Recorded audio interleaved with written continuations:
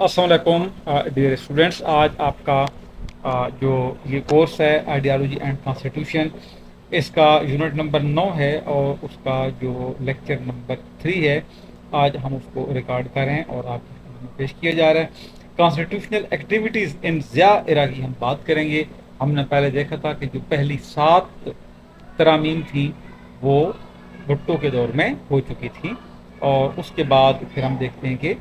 ضیاء الحق کا زمانہ آیا، اور آج ہم بھی دیکھتے ہیں کہ ضیاء کے زمانے میں اور اس کے بعد کے دور میں کون کون سی ترامیم تھیں۔ یہ تقریباً ہم دیکھیں گے اس کو 8ویں ترمیم سے لے کے اور 17th امنڈمنٹ تک۔ ضیاء کے بعد بھی کچھ صورتحال ہے، اس کو بھی ہم ذرا دیکھتے ہیں۔ اس سے پہلے آپ کو جو ہمارا لیکچر تھا میں نے آپ کو بتایا کہ ضیاء الحق آئے، اور اس سے پہلے بھٹو کی حکومت تھی، اور جو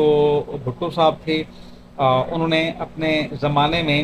کچھ ایسی پالیسیاں بنائیں کہ بہت سارے لوگ جو تھے ان کے مخالف ہو گئے، اور یہی عوام جو بھٹو کو بڑے شوق سے لے کے آئے تھے اگلے 7-8 سال کے بعد بھٹو کے بہت بڑے مخالف بن چکے تھے۔ اور بھٹو نے جہاں پاکستان کو ایٹم بم بنا دیا، وہاں دوسری جانب ہینری کیسنجر کا جو تھا کہ ہم آپ کو دنیا کے لیے عبرت کا نشان بنا دیں گے، یہ وقت قریب آنے والا تھا، اور حالات بڑی تیزی سے بدلے، اور ملک میں اتنے حالات خراب ہوئے کہ جو صدر ضیاء تھا یا ضیاء الحق تھا جنرل، اس کو پاکستان میں مارشل لا سنبھالنا پڑا۔ تو 1977 میں جو جنرل ضیاء ہیں ان کے آنے سے، ایک ان کے مارشل لا لگانے سے ایک ٹرننگ پوائنٹ آیا پاکستان کی ہسٹری میں۔ اور ڈیموکریٹیکلی اگر ہم دیکھیں کہ جو جمہوری طور پر الیکٹڈ گورنمنٹ تھی ذوالفقار علی بھٹو کو، اس کو جو تھا ایک بغاوت کے ذریعے یا فوجی کارروائی کے ذریعے یا مارشل لا کے ذریعے یا عسکری قانون کے ذریعے، آپ جو بھی اسے کہیں، ایک ضیاء الحق صاحب نے ان سے حکومت لی اور اپنی حکومت جو قائم کی، اور اگلے 10 سال کے لیے 11 سال کے لیے وہ پاکستان کے جو تھے ایک حکمران بن کے بیٹھ گئے۔ تو یہاں پہ ہم یہ دیکھتے ہیں کہ اس میں کیا ہماری سوسائٹی پہ اس کے ایشوز ہوئے، اور اس کی وجوہات کیا تھیں، اور ضیاء الحق کی جو ایکٹیویٹیز تھیں ان کو اگر ہم دیکھیں تو یہ جو ضیاء کا دور تھا نا، بڑا ایک کمپلیکیٹڈ دور تھا، اور ہم یہ دیکھتے ہیں کہ بنگلہ دیش میں جو ایک جنگ لگی تھی اور لبریشن وار کی، اور 71 میں بنگال ہم سے الگ ہو گیا، اور بھٹو کی جو ایک پاپولر پالیسیاں تھیں، اور وہ ایک بڑا ان کا ایک رجحان تھا لوگوں کی جانب، اور لوگ جو تھے وہ بھٹو کو پاکستان ٹوٹنے کے بعد بھی وزیر اعظم مان رہے تھے۔ لیکن پھر بعد میں جو بھٹو نے کاروائیاں کی، اپنی اتھارٹی کو حد سے زیادہ بڑھایا۔ وہ کہتے ہیں نا کہ خون پھر خون ہے، بہتا ہے تو جم جاتا ہے، خون پھر خون ہے، بہتا ہے تو جم جاتا ہے، ظلم پھر ظلم ہے، بڑھتا ہے تو مٹ جاتا ہے۔ تو یہاں پہ بھٹو نے جو پولیٹیکل اپنے جو لیڈرز تھے ان کے اوپر پابندیاں لگائیں، ان کے ساتھ مسائل پیدا کیے، تو ظاہر ہے کہ قدرت جو ہے وہ ایک لمحے تک لوگوں کو ایک خاص ٹائم تک ڈھیل دیتی ہے، اور اس کے بعد پھر قدرت کا قانون آ جاتا ہے۔ تو یہ مارشل لا لگا ضیاء الحق کا، اور جو پاکستان کے اندر جو سیاست تھی اس کے اندر بہت بڑی تبدیلی آئی۔ اور اس کو اگر ہم دیکھیں ڈیولپمنٹ، تو 1977 سے لے کے 88 تک کا جو زمانہ تھا، یہ ملک میں جو کانسٹیٹیوشنل ڈیولپمنٹ تھی اس میں بڑی عجیب طرح کی صورتحال آئی، اور ان کو اگر ہم ایکسپلین کریں تو آپ کو یہ سمجھ میں آئے گا کہ یہ کیا ایشوز تھے۔ پہلی چیز تو یہ تھی کہ انہوں نے جو ڈیموکریٹک پرنسپلز تھے ان کو تباہ کر دیا، یعنی کہ ختم کر دیا، اور جو کانسٹیٹیوشن تھا اس کو اب یوں سمجھیں کہ سسپینڈ کر دیا۔ اب اس کو جو سسپینشن تھی کانسٹیٹیوشن کی، اس کی وجہ کیا تھی کہ حکومت ہٹائی گئی، اور جب حکومت ہٹائی گئی تو اس کے لیے، حکومت ہٹانے کے لیے مارشل لا کا لانا بھی ضروری تھا۔ اور ظاہر ہے کہ اب مارشل لا جو ہے جب لائیں گے تو آپ نے جو پاور ہے ملٹری کی تبھی آئے گی جب جمہوری حکومت کا خاتمہ ہوگا۔ تو یہ ایک سب سے پہلی چیز تو یہ تھی کہ ہمارے یہاں ایک جو حکومت تھی اس کو ہٹا دیا گیا، اور پھر اس کے علاوہ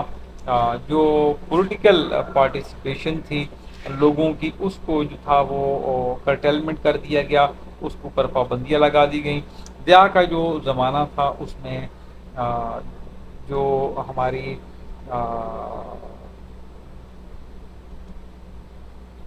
سیاسی جماعتیں تھیں جتنی بھی، ان سب کو کچھ عرصے کے لیے بین کر دیا گیا۔ اور اس کی ریزن کیا تھی؟ ریزن یہ تھی کہ جو سیاستدان ہیں یہ اب انڈر گراؤنڈ ہو جائیں، اور اس کو صدر جو ضیاء تھے ان کو، جنرل ضیاء، ان کو حکومت کرنے کا جو تھا وہ موقع مل جائے۔ تو ظاہر ہے کہ جب آپ کی حکومت لوگوں کو آواز اٹھانے کا موقع دیں گے تو پھر لوگ آواز اٹھاتے ہیں۔ انہوں نے بھی ایوب خان کی طرح یہ کیا کہ پابندیاں لگا دی، سیاسی پارٹیوں کو کی جو اختیارات تھے ان کو لمیٹڈ کر دیا گیا۔ اور پھر جو پارلیمنٹ تھی اس کو، اس کی ویکنیس تھی اس کو کمزور کیا گیا، اس کو پہلے سے زیادہ کمزور ترین پارلیمنٹ۔ اور وجہ کیا تھی کہ نیشنل اور پروونشل جو اسمبلیز تھیں وہ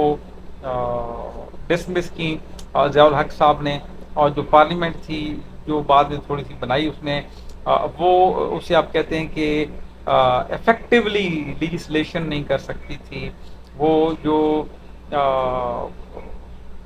اسے کیا کہتے ہیں کہ ربر اسٹمپ بنی ہوئی تھی،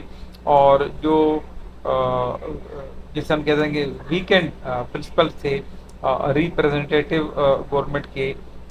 وہ جو تھا ہم اسے کہتے ہیں کہ وہ ہمارا جو پولیٹیکل سسٹم تھا وہ چیکنگ اینڈ بیلنس کرنے میں ناکام تھا۔ اس کے بعد اگر ہم دیکھیں کہ جو ان کا ضیاء الحق صاحب کا ایگزیکٹو جو ان کی برانچ تھی، یا جو وہ ان کی پاور تھی وہ بہت زیادہ تھی۔ ظاہر ہے کہ جب ایک شخص جو اس طرح حکومت میں آتا ہے کسی کو نکال کے، تو اس کو پاورفل رہنا بھی پڑتا ہے۔ ایک شخص دوسروں سے حکومت چھینے اور وہ آرام سے بیٹھ جائے اور لوگوں کو بولے جی ٹھیک ہے جی میں نے ان سے حکومت چھینی ہے، اب جو آپ کا دل کرے تو لوگ اسی پہ حکومت چھین لیں گے۔ تو یہ ایک وجہ تھی کہ اس عرصے میں اس نے ایک پریزیڈنٹ کی پوزیشن بھی لی، اور چیف آف آرمی اسٹاف کا عہدہ بھی بڑے عرصے تک وہ اس نے اپنے پاس رکھا، اور یہ ایک بڑی اس کی اتھارٹی تھی۔ اور یہ آپ یہ دیکھتے ہیں کہ اس کی جو کنسنٹریشن تھی وہ اپنی پاور کے اوپر تھی ضیاء الحق صاحب کی۔ اور جو 1973 کا کانسٹیٹیوشن تھا یہ سارا ایک ڈس بیلنس ہو چکا تھا۔ اس کے علاوہ اس کا ملٹری کا انفلوئنس دیکھیں، ملٹریز انڈورنگ انفلوئنس، تو ضیاء کا جو ملٹری بیک گراؤنڈ تھا اور ریلائنس تھا اپنی آرمڈ فورسز پر، وہ اس کے پورے تقریباً عرصے میں رہا، اور پاکستان میں ملٹری کا ایک زمانہ رہا یہ۔ اس نے اپنے جو آفیسرز تھے ملٹری کے، جو کی پوزیشنز کے اوپر تھے وہ اپوائنٹ کیے جو لوگ لوئل تھے، اس کے وفادار تھے، اور سولین اور ملٹری جو افسران تھے ان کو ظاہر ہے کہ اس نے اپنے کنٹرول میں رکھا ہوا تھا۔ تو یہ جو تھا اس نے کوئی کمزور نہیں تھا بلکہ طاقتور پاکستان کا صدر تھا۔ پھر اگر ہم دیکھیں کہ 8ویں امنڈمنٹ جو تھی اس کی، اور اس کے دورس جو اثرات تھے، ضیاء الحق نے آتے ہی 8ویں امنڈمنٹ کی، اور یہ وہ رولز اور وہ جو ریگولیشنز تھے، پھر اب اس کا جو رول تھا اس کو، اور پھر جو انٹرنیشنل پریشر تھا کہ ڈیموکریسی کو جو ہے وہ بحال کیا جائے، تو اس نے پھر ایک 8ویں آئینی ترمیم جو ہے وہ لے کے آیا۔ اور یہ جو ترمیم تھی اس نے ایک کنٹرولڈ پارلیمنٹ تھی جو ضیاء کے وفادار تھے چند لوگ ان کی جن کی مدد سے وہ آیا اور اس نے کانسٹیٹیوشن کو سسپینڈ کیا، انہیں کی مدد سے ہی اس نے امینڈمنٹ جو ہے وہ کی، اور کیونکہ وہ خود اس نے اپنے پاس صدر کا عہدہ رکھنا تھا، لہذا اس نے اپنے پاس ایک پاور دی اپنے آپ کو پریزیڈنٹ کو کہ وہ کوئی بھی جو اسمبلی ہیں ان کو اپنی سویپنگ پاور کو یوز کر کے اسمبلیوں کو ڈیزالو کر سکتا ہے اور حکومتوں کو گھر بھیج سکتا ہے، اور یہ اس کی اپوائنٹمنٹ جو پرائم منسٹر کی تھی اور جو کی آفیشیل تھے، یہ ساری چیزیں جو تھی یہ ضیاء کے پاس تھیں۔ اب ہم تھوڑا سا یہاں پہ دیکھ لیتے ہیں کہ جو امینڈمنٹس تھیں 1973 کے دستور میں ضیاء کے زمانے میں، ایک 8ویں جو امینڈمنٹ تھی وہ یہ تھی کہ اس نے چینج کر دیا پاکستان کی گورنمنٹ کو پارلیمانی نظام سے سیمی پریزیڈنشیل سسٹم۔ آپ کو پہلے میں بتا چکا ہوں پچھلے لیکچر میں کہ پارلیمانی سسٹم وہ ہوتا ہے جس کے اندر ایک پارلیمنٹ ہوتی ہے، ایک وزیر اعظم ہوتا ہے اور وہ اپنی کابینہ بناتا ہے اور پارلیمنٹ ہی وزیر اعظم کو نامزد کرتی ہے، جو اس کے پارٹی کے لیڈرز اپنے پارٹی کے لیڈر کو پارلیمنٹ ہی نامزد کرتی ہے، جو پارٹی کا لیڈر ہوتا ہے وہی وزیر اعظم بنتا ہے۔ تو یہ انہوں نے کیا کیا، اس اور صدارتی نظام ہوتا ہے جس میں صدر جو تھا وہ ساری طاقتوں کا مالک ہوتا ہے، سرچشمہ ہوتا ہے۔ تو انہوں نے کیا کیا، اعجاز صاحب نے اس میں سیمی پریزیڈنشیل جو سسٹم تھا اس کو نافذ کیا، اور اپنی جو پریزیڈنٹ تھا اس کو ایڈیشنل پاور اتنی دی کہ وہ جو پارلیمانی نظام تھا اس کی ساری جو شکل تھی وہ چینج ہو چکی تھی۔ اور اس کے بعد جو 9th امینڈمنٹ تھی، اچھا یہ امینڈمنٹ تھی جو 8ویں امینڈمنٹ تھی 11 نومبر 1985 کو ہوئی، اور 1985 میں ہی اس نے ایک اور امینڈمنٹ کرنے کی کوشش کی، لیکن یہ وہ پاس نہیں ہوئی تھی۔ 1985 کی بات ہے کہ اس نے کہا کہ ایک بل پیش کیا گیا کہ جو شریعہ لا کے مطابق ہوگا اور سپریم لا ہوگا اس زمین کا، یہ سینٹ سے تو یہ بل پاس ہوا، لیکن اس کو نیشنل اسمبلی نے بعد میں وہ نہیں دیا، درجہ نہیں دیا، تو یہ ادھورا رہ گیا۔ پھر 10ویں امینڈمنٹ جو تھی 1987 میں آئی،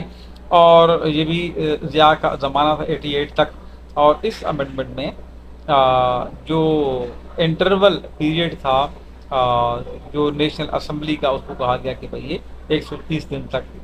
کے اندر اندر اس میں اجلاس بلانا ہے۔ اور 1989 میں ایک 11ویں امینڈمنٹ تھی جو پاس نہیں ہوئی، اس میں یہ تھا کہ جو سیٹیں تھیں خواتین کی نیشنل اسمبلی میں، پروونشل اسمبلی میں، ان کو ریوائز کرنا، لیکن یہ بل پاس نہیں ہوا اور 1992 میں اس کو پھر ہٹا دیا گیا، واپس کر دیا گیا۔ یہ ضیاء کے بعد کی زمانے کی باتیں ہیں۔ ضیاء صاحب جو تھے وہ شاید 16 اگست کا ہی تھا دن، 16 اگست 1988 کو وہ شہید ہو گئے تھے ایک ہوائی حادثے میں۔ 1991 میں 12ویں ترمیم ہوئی اور اس میں کہا گیا کہ اسپیڈی جو ہے ٹرائل کورٹ جو ہے وہ 3 سال کے اندر اندر جو ہے یہ 3 سال کے لیے نافذ العمل کیا گیا کہ عدالتوں کے اندر انصاف تیز ہو۔